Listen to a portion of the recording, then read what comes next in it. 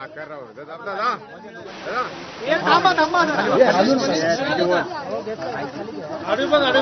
Mic on कर यार. Mic खुला खुला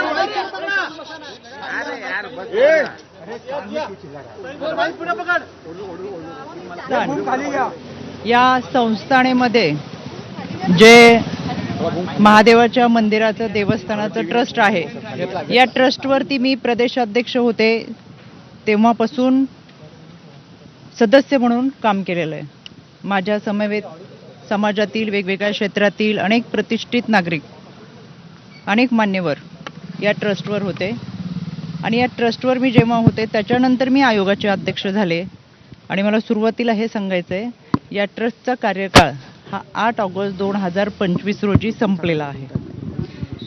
खरं तर समाजामध्ये आपण आयुष्य जगत असताना कोणाला ना कोणाला गुरु मानत असतो. खरात पती पत्नीला माझ्या परिवाराने गुरु मानलं, आम्ही गुरु मानलं.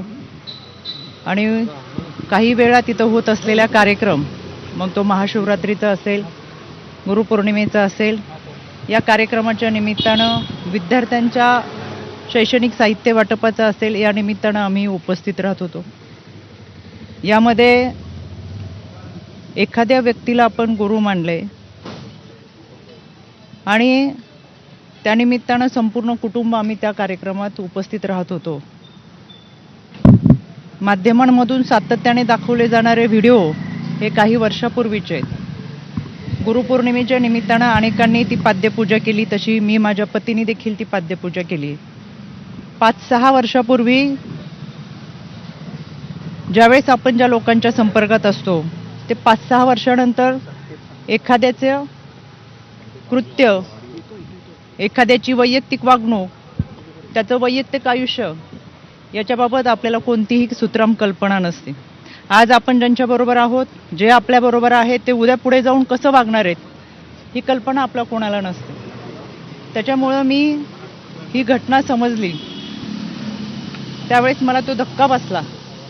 मी लगेच ते ट्विट देखील केले सुरुवातीला की या देवस्थान ट्रस्टशी माझ्या कुटुंबाचा संबंध आहे, पण खरात आणि त्याच्या वैयक्तिक आयुष्याबद्दल काही माहिती असायचं कारण नव्हतं. यामध्ये पोलिसांनी खोलवर निष्पक्षपणे तपास करावा हे मी परवाच सांगितलेलं आहे. त्याच्यासाठी आज मी पोलीस महासंचालक यांची भेट घेतली.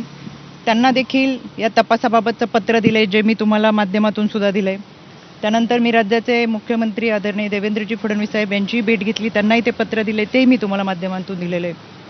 मी आता आदरणीय सुनेत्रा वहिनी, राष्ट्रवादी काँग्रेस पक्षाच्या आमच्या राष्ट्रीय अध्यक्ष, आमच्या नेत्या यांची भेट घेतली आणि एकंदर हा सगळ्या घटनेचा तपास हा पारदर्शकपणे व्हावा, निष्पक्षपणे व्हावा यासाठीची मागणी केली.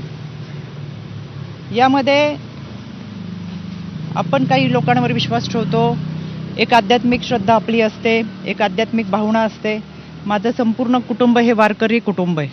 त्याच्यामुळं आमची जी श्रद्धा होती ती आध्यात्मिक दृष्टिकोनातून होती आणि म्हणून आम्ही कुटुंब ह्या देवस्थानशी जोडलं होतं. पण त्याची दुसरी जी बाजू आहे ती कधी आमच्या समोर आली नाही, काही माहीत असायचं कारण नाही. वर्षातल्या काही कार्यक्रमांना उपस्थित राहत असताना काही कालावधीसाठी आम्ही तिथं असायचो. त्याच्यामुळे जे काही घडले ते अत्यंत चुकीचे, अतिशय घाणेरडं कृत्य आहे. त्याचं कुठेही आम्ही समर्थन करणार नाही.